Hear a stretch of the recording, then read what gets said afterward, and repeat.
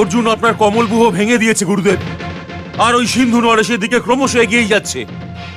আমরা সবাই তো এটাই ভেবেছিলাম যে আপনাকে পার করে যাওয়াটা অর্জুনের পক্ষে সম্ভব হবে না, কিন্তু আপনি অর্জুনকে ভয় পেয়ে এগিয়ে যেতে দিয়েছেন। আমি ওর পিঠের ওপর বাণ চালাতে পারতাম না যুবরাজ। যদি আপনি ঘিরে নিয়ে এক বালককে বধ করতে পারেন, তবে অর্জুনের পিঠে কেন বাণ চালাতে পারবেন না? গুরুদেব, এটা আপনার আশ্রম নয় যেখানে যুদ্ধের মর্যাদার বিষয়ে তর্ক চলবে। এটা রণভূমি গুরুদেব। যান আর গিয়ে সিন্ধু নরেশকে রক্ষা করুন।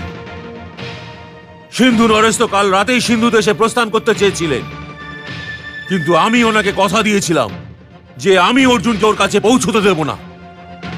যান আর গিয়ে আমার দেওয়া কথার মান রাখুন। আমার এখান থেকে যাওয়াটা উচিত হবে না বৎস। আমি সিন্ধু নরেশের অঙ্গরক্ষক নই, আমি তোমার সেনা দলের প্রধান সেনাপতি, আর আমাকে তোমার জন্য যুধিষ্ঠিরকে বন্দী করতে হবে। জয়দ্রথকে রক্ষা করবার জন্য তুমি যাও, আমি এখানে দাঁড়িয়ে থেকে যুধিষ্ঠিরের জন্য প্রতীক্ষা করব। এই সময় অর্জুন ওর সাথে নেই, এই জন্য ওকে বন্দী করে নেওয়াটা আমার পক্ষে কঠিন হবে না। সিন্ধু নরেশকে রক্ষা করতে তুমি যাও। যথাজ্ঞা গুরুদেব। চলো সারথি, রথ আগে নাও।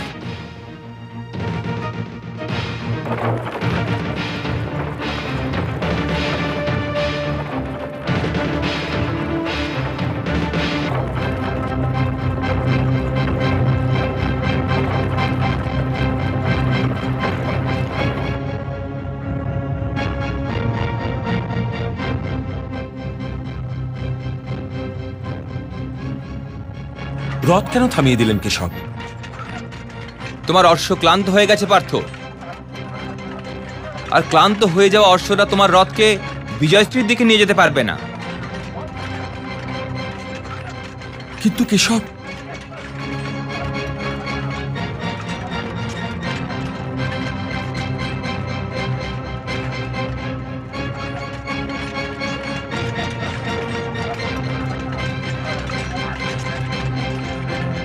এখন সূর্যাস্ত হতে আর বেশি দেরি নেই কেশব। হ্যাঁ, খুব বেশি দেরি তো নেই।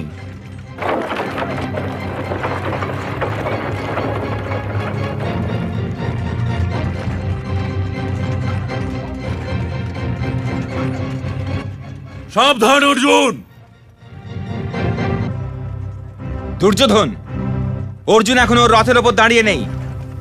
আর যুদ্ধের যে নিয়ম তৈরি হয়েছিল তার মধ্যে একটা নিয়ম এটাও ছিল যে কোনো পায়ে চলা কারুর ওপর কোনো মহারথী আক্রমণ করবে না। এই নিয়ম পিতামহ বানিয়েছিলেন বাসুদেব, আমি নই।